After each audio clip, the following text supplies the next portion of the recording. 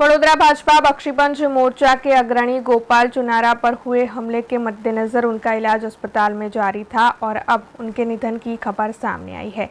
ऐसे में इस मामले में 2 आरोपियों की गिरफ्तारी कर ली गई है। बाल विवाह को रोकने के लिए पुलिस को जानकारी देने की अदावत के मद्देनजर वडोदरा भाजपा बख्शीपंच मोर्चा के अग्रणी गोपाल चुनारा पर 10 दिन पहले हमला किया गया था, जिसमें वो गंभीर तौर पर घायल हुए थे।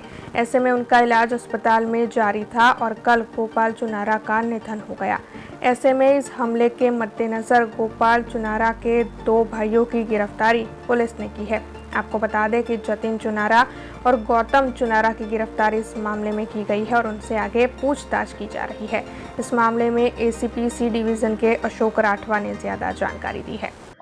9/5/2023 આ બનાવ છે સત્યનારાયણ ગેસ્ટ હાઉસમાં બન્યો હતો, જેમાં ગોપાલ ચુનારા જે અમારા ફરિયાદી છે એમની વચ્ચે અને જે અમારા આરોપી છે જતીન એની વચ્ચે ત્યાં ઝપાઝપી થઈ હતી। ફરિયાદીના કહેવા પ્રમાણે જે તે દિવસે જતીન, કૃષ્ણા અને અનીશ એ ત્રણેય અમને ગળદાપાટુના માર મારેલ છે અને એમાં પ્રાઇમરી બનાવ એના ફરિયાદ પ્રમાણે છે કે તમે બાળ લગ્નની આ જે મરણ જનાર છે જે ફરિયાદી છે ગોપાલ ચુનારા એ બક્ષીપંચ મોરચાના પ્રમુખ હોય અને તમે બાળ લગ્નની માહિતી છે એ બધી આપી દો છો એમ કરીને આ જે આરોપી હોય છે એમને ગળદાપાટુના માર માર્યા હતા અને તે વખતે 323 જે છે એ જે તે વખતે દાખલ કરવામાં આવી હતી।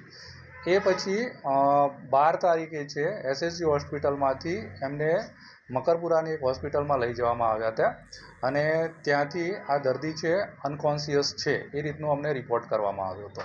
તો તે વખતે 307નો ઉમેરો કરીને આગળની કાર્યવાહી કરવામાં આવી હતી અને ગઈકાલે 21ના રોજ આ જે ગોપાલભાઈ છે એ મરણ ગયેલ હોય આગળ 302 ઉમેરીને આગળની કાર્યવાહી કરવામાં આવેલી છે।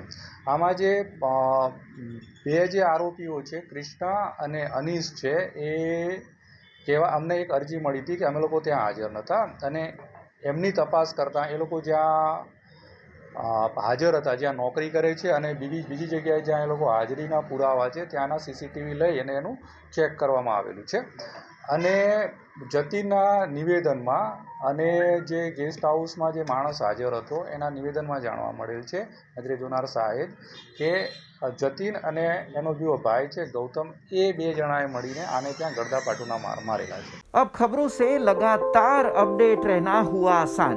बीआरजी न्यूज आपके मोबाइल स्क्रीन पर आज ही बीआरजी न्यूज की mobile app Google play store और ऐप स्टोर से डाउनलोड करें और खबरों से लगातार जुड़े रहें।